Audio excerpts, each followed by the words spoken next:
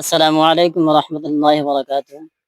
আপোনাৰ চেনেলৰ যোগেদি গোটেই অসমবাসীক জনাই সুখী হৈছো যে এই বছৰ 2025 চনত আমাৰ 2 নং বাটিয়াকালী হুচাইনী হাফিজিয়া মাদ্ৰাছাৰ 9জন ছাত্ৰ হাফিজ হৈছে, মুকম্মল কোৰাণখিনি মুখস্থ কৰিছে। এই উপলক্ষে দস্তৰবন্দীৰ উপলক্ষে আমাৰ 2 নং বাটিয়াকালী হুচাইনী হাফিজিয়া মাদ্ৰাছাত কেৰাটো ওয়াজ মেহফিল এখন মহফিল আয়োজন করা হয়েছে। উক্ত জলসাত আমার ভারতের বিখ্যাত কারি হজরত মৌলানা কারি হাফিজ মোহাম্মদ সাদিক গাঙ্গুহি সাহাব উপস্থিত থাকিব।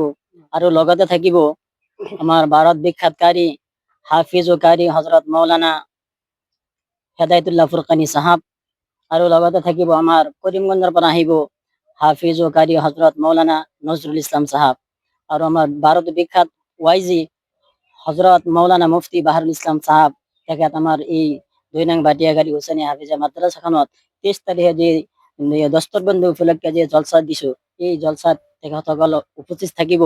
আমি আপোনাৰ চেনেলৰ যোগেদি গোটেই অসমবাসীক আহ্বান কৰিছো যাতে অসমৰ গোটেইখিনি মানুহ যাতে আমাৰ এই 2 নং বাটিয়াকালী হুচাইনী হাফিজিয়া মাদ্ৰাছাত আহি পেলাই আমাৰ এই সুৰ মধুৰ কণ্ঠে যে কোরআন তেলাওয়াত কৰিব, যাতে এই কোরআন তেলাওয়াত শুনে আমি গোটেই অসমবাসীক আমি আহ্বান কৰিছো আহিব।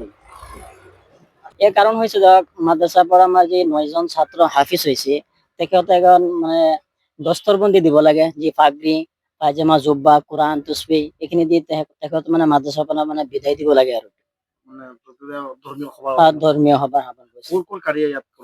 কোরআন তেলাওয়াত কৰিব আপোনাৰ ৰাজস্থানৰ পৰা আহিব কারি হেদায়তুল্লাহ ফুরকানি সাহাব, আৰু উত্তৰ প্ৰদেশৰ পৰা আহিব কারি হেদায়তুল্লাহ ফুরকানি সাহাব, কারি সাদিক গাঙ্গুহি সাহাব, আৰু কৰিমগঞ্জৰ পৰা আহিব কারি নজরুল ইসলাম সাহাব। আৰু বক্তা হৈছে কামৰূপ ডিস্ট্রিক্টৰ পৰা আহিব হজরত মৌলানা মুফতি বাহারুল ইসলাম আল কাসিমি সাহাব।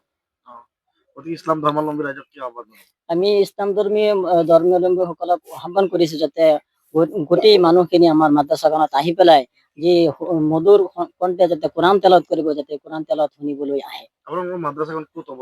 এইটো হৈছে 2 নং বাটিয়াকালী হুচাইনী হাফিজিয়া মাদ্রাসা, সামাগুড়ি সমষ্টি।